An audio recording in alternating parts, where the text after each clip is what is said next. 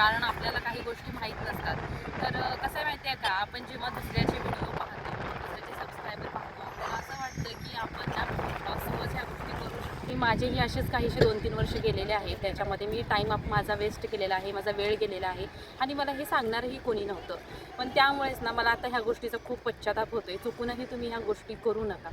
नमस्कार मंडळी, welcome back to my YouTube channel. तर मनीषा ब्लॉगमध्ये तुम्हा सर्वांचं खूप खूप स्वागत आहे. तर यूट्यूबमध्ये ज्या काही चुका करायच्या नाही, ज्या काही गोष्टी टाळायच्या आहेत, याची मी तुम्हाला सविस्तर माहिती देणार आहे. तर व्हिडिओ स्किप न करता शेवटपर्यंत नक्की बघा.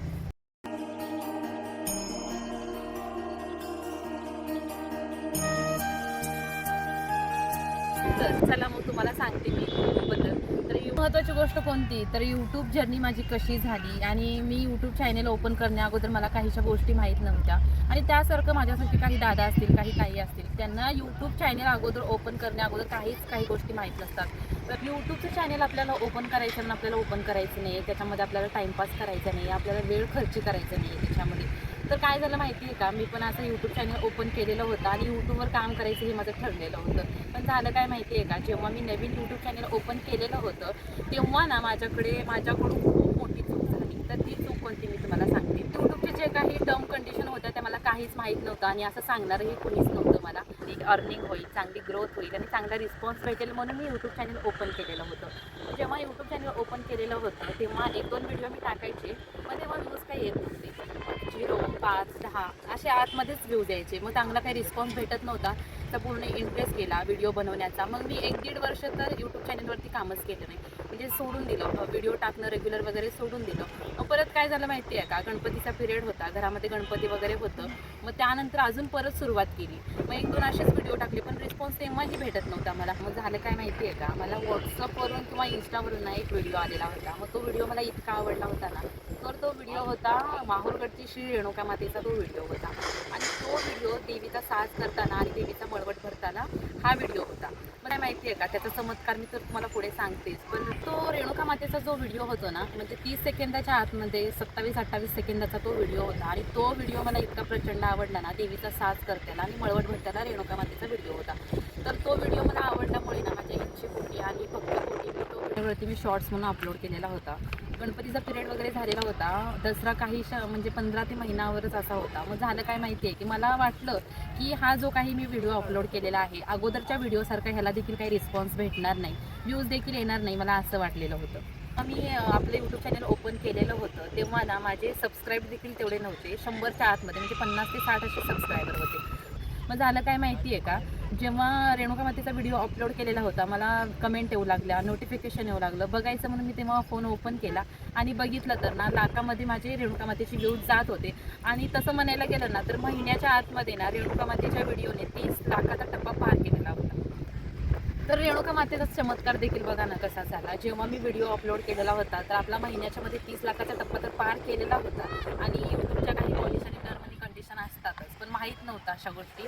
मग ते शॉर्ट्स आपला 30 लाखाचा टप्पा पार केल्यानंतर मला यूट्यूबकडून ना एक मेल आलेला होता मॉनिटाईज करण्यासाठी.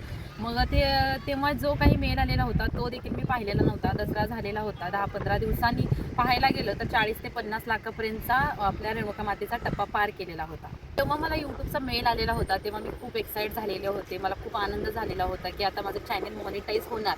पण माझा जो काही यूट्यूबचं आपलं चॅनल होतं तेव्हा मी मॉनिटाईज करण्यासाठी यूट्यूबकडे पाठवलं. पण मी आपलं यूट्यूब चॅनल मॉनिटाईजसाठी पाठवलेलं होतं, पण तेव्हा ना यूट्यूब ना थोडासा वेळ घेतो. 24 ते 48 तासामध्ये ना यूट्यूब आपला चॅनल पूर्ण स्कॅन करतो आणि पूर्ण व्हेरिफिकेशन करतो. मग तेव्हा माझं पूर्ण चॅनल व्हेरिफिकेशन करण्यात आलं. मग त्यानंतर मला परत एकदा यूट्यूबकडून परत एक मेल आला. मग त्यांनी सांगितलं की हे जे काही तुमचं आहे ना व्हिडिओ वगैरे यूट्यूब चॅनलचे, तर ते यूट्यूब चॅनलच्या पॉलिसीच्या अगेन आहेत. तर त्यामुळेच तुमचा चॅनल मॉनिटाईज होऊ शकत नाही, असा त्यांच्याकडून मला मेल आला. तेव्हा मी खूप निराश झाले आणि डिमोटिवेट झाले. मग त्यानंतर मी काय केलं, आपल्या यूट्यूब चॅनलवरती व्हिडिओ टाकायचं सोडून दिलं.